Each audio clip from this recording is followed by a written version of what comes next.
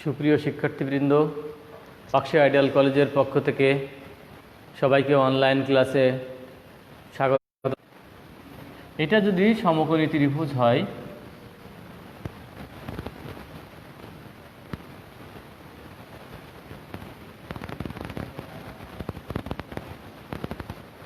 এটা হচ্ছে ভূমি আর এটা হচ্ছে উচ্চতা। বন্ধুরা, আমাদের কিন্তু ত্রিভুজের ক্ষেত্রফল নির্ণয় করতে গেলে প্রথমে সূত্রটি জানতে হবে, যে ত্রিভুজের ক্ষেত্রফল নির্ণয়ের সূত্র কি। তাহলে আমরা দেখে নিলাম যে ত্রিভুজের ক্ষেত্রফল নির্ণয়ের সূত্র হচ্ছে হাফ ইন্টু ভূমি ইন্টু উচ্চতা। তাহলে এবারে আমরা প্রোগ্রামে আসি। দেখা যাক, তোমাদের একটা বিষয় মনে থাকবে বলে আমি আশা করি। গত ক্লাসে আমি দুটি সংখ্যার যোগফল নির্ণয়ের যে C program করাইছিলাম।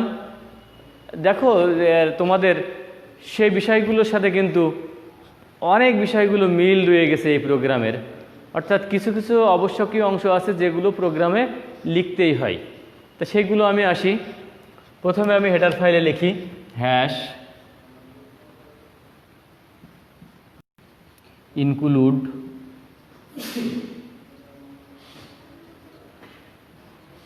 stdio.h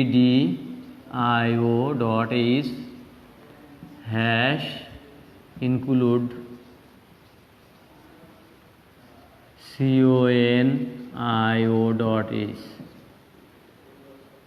integer main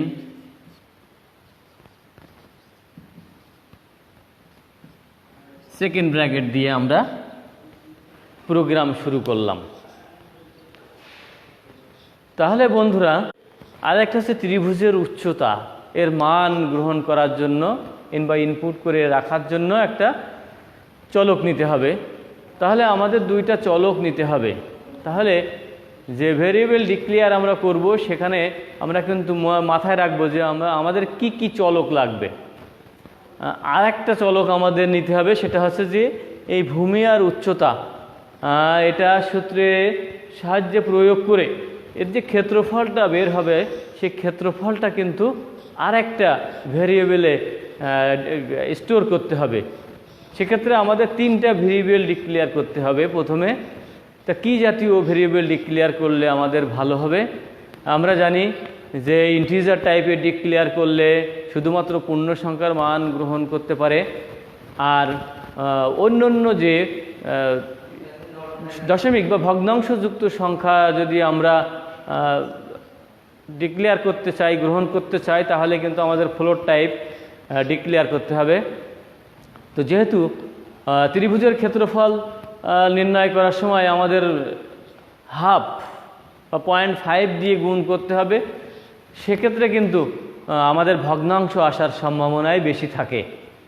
বেশি থাকে বলতে এটা 95% বা 99% এসে যায় যে এরিয়ার মান ভগ্নাংশে চলে আসবে। সেক্ষেত্রে আমাদের ফ্লোট নেওয়াটাই হচ্ছে যুক্তিসঙ্গত হবে। তাহলে আমরা ইন্টিজার টাইপের ভূমি আর উচ্চতা নিই। ইন্টিজার ভূমিকে বি ধরি বেস, আর হচ্ছে হাইটকে এইচ ধরি।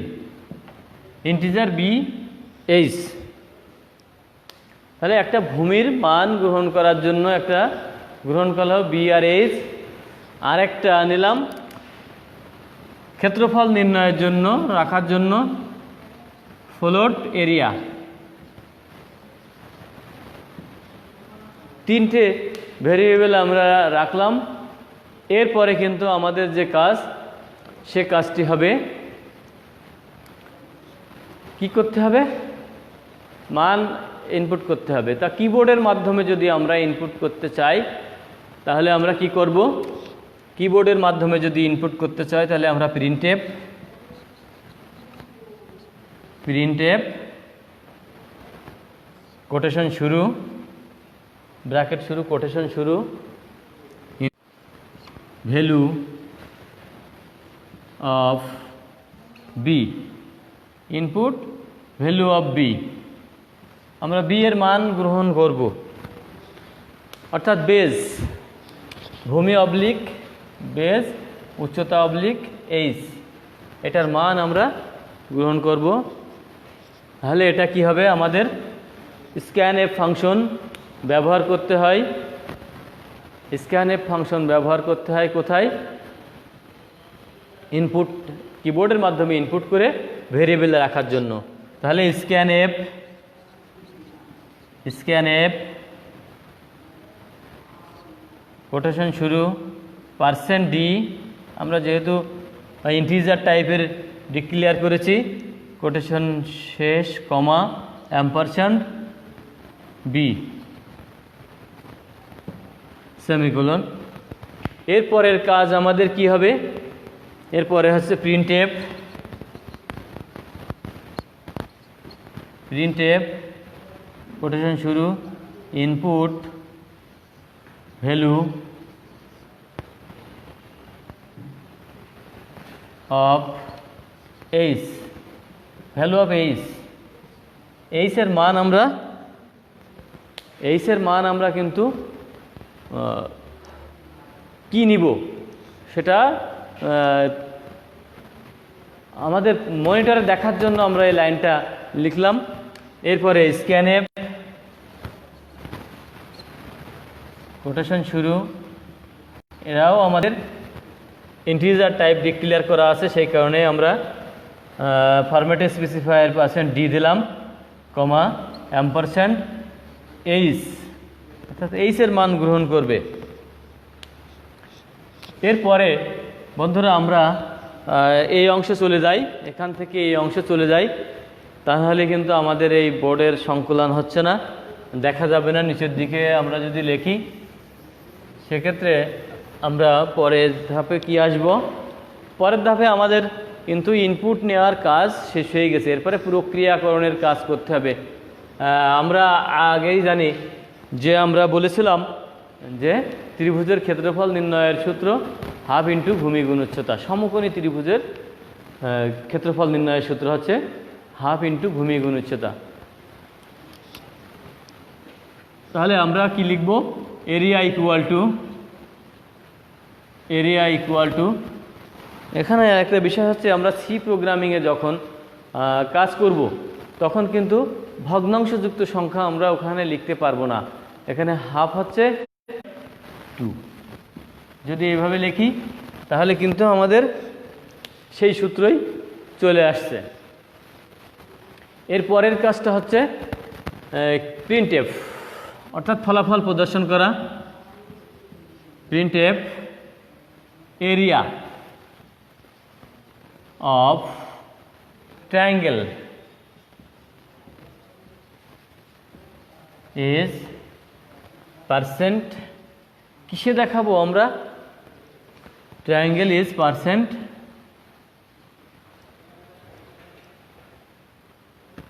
এরিয়া ফ্লোর টাইপের নেওয়া হয়েছে, তাহলে %f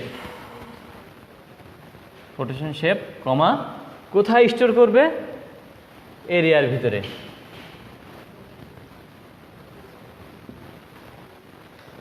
তাহলে বন্ধুরা দেখো, আমাদের কিন্তু প্রোগ্রামের লেখার কাজ শেষ।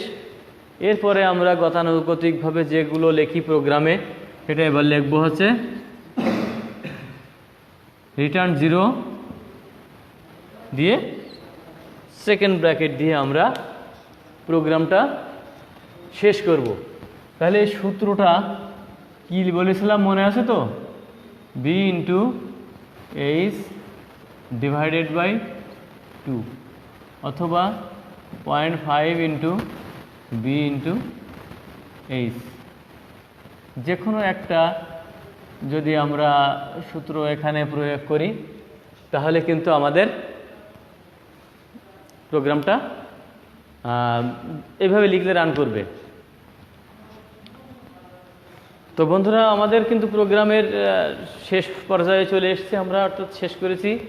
তাহলে আমরা আবার দেখি, এই যে অংশটুকু আমরা লিখেছি এখানে include studio.h, conio.h, integer main, this second bracket, এই পর্যন্ত কিন্তু আমরা সব প্রোগ্রামেই লিখছি। আমরা লক্ষ্য করি যে এই পর্যন্ত কিন্তু আমরা সব প্রোগ্রামে লিখছি। আবার এই রিটার্ন 0 আর এই সেকেন্ড ব্র্যাকেট ক্লোজ, এটা কিন্তু সব প্রোগ্রামেই আমরা লিখছি। আর সব প্রোগ্রামেই কিন্তু আমরা এই যে ভেরিয়েবল ডিক্লেয়ার করছি, তার ইনপুট নিচ্ছি, যে সমস্ত প্রোগ্রামগুলো আছে। তো আমরা এখন আর একটু বিষয় দেখি, সেটা হচ্ছে যে এইটার আমরা যদি ফ্লো চার্ট করতে চাই তাহলে আমরা কি করব।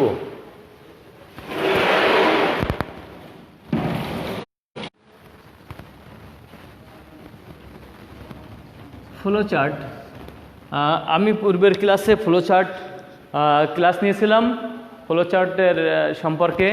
এখানে কিছু প্রতীকের কথা আমি বলেছিলাম যে প্রতীকগুলো তোমরা মনে রাখবে। তো সমকোণী ত্রিভুজের ক্ষেত্রফল নির্ণয়ের জন্য যে ফ্লো চার্ট আমাদের অঙ্কন করতে হবে, আমরা একটা বিষয় দেখি। আমরা ফ্লো চার্টটা যখন শুরু করব তখন আমরা এই প্রতীকটা আমরা পড়েছিলাম যে শুরু আর শেষের নির্দেশ করে, শুরু বা শেষ নির্দেশ করে এই প্রতীকটা ফ্লো চার্টে। আর এই যে তীর, এই প্রতীকটা হচ্ছে প্রবাহের দিক নির্দেশ করে। প্রোগ্রামে যে কোন দিক থেকে কোন দিকে প্রোগ্রামটা প্রবাহিত হচ্ছে তার দিকটা নির্দেশ করে এই তীরটা। তাহলে আমরা স্টার্ট করি, শুরু করলাম। এরপরে বন্ধুরা দেখি, স্টার্ট করার পরে আমাদের কি করতে হবে, আমাদের কিন্তু ইনপুট নিতে হবে। এখানে আমরা ইনপুট নিয়েছি, এটা ইনপুটের ভিতরে আসছে এই স্ক্যানএফ আর এই স্ক্যানএফ, এই দুইটা হচ্ছে ইনপুটের ভিতরে আসছে।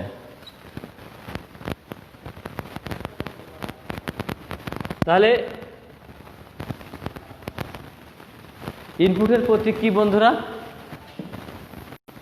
আমরা জানি ইনপুটের প্রতীক হচ্ছে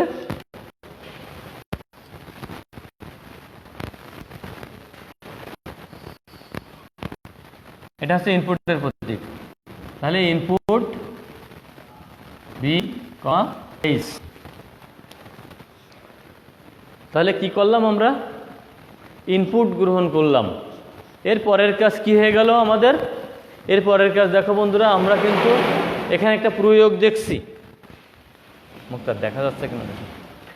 আমরা কিন্তু প্রয়োগ দেখছি যে এরিয়াকে আমরা এরিয়া নির্ণয় করার জন্য আমি এখানে একটা সূত্র প্রয়োগ করেছি। তাহলে আমরা এই প্রয়োগে এসে আমরা কি করব?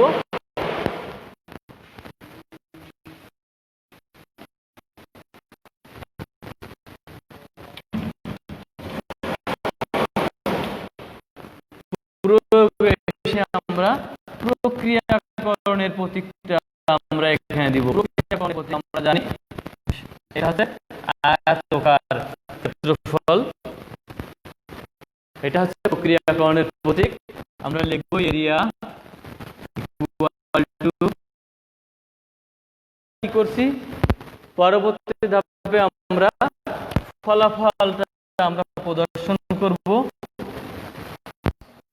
ফলাফল প্রদর্শন অর্থাৎ হচ্ছে এটা হচ্ছে ইনপুট আউটপুটের প্রতীক।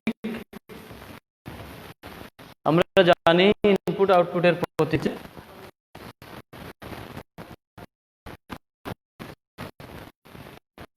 এটা হচ্ছে প্রিন্ট এরিয়া, প্রিন্ট এরিয়া। পরবর্তী ধাপে আমরা কি করব? এটা আমরা শেষ করে দেব প্রোগ্রামটা, শেষ করে দেব। তাহলে বন্ধুরা তোমরা একটা বিষয় খেয়াল করো,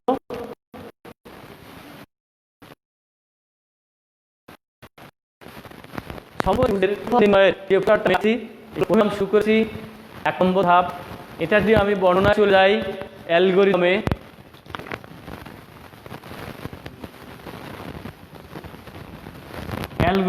চলে যাই, তাহলে এখানে হচ্ছে প্রোগ্রাম শুরু করি।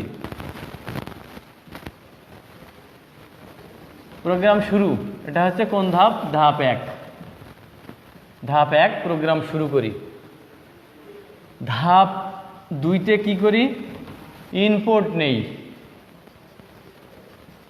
ইনপুট গ্রহণ করি বা ইনপুট গ্রহণ। ধাপ 3-এ কি আছে?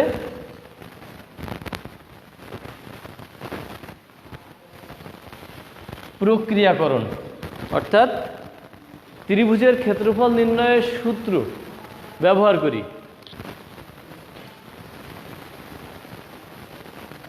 ক্ষেত্রফল নির্ণয়ের সূত্র ব্যবহার।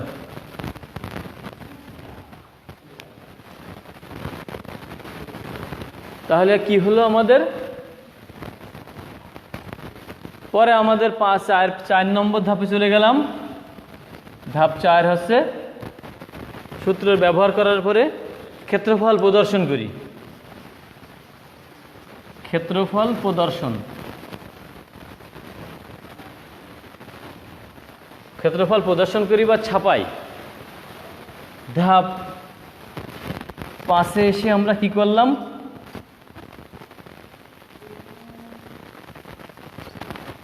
ধাপ 5-এ এসে শেষ করে দিলাম প্রোগ্রামটা।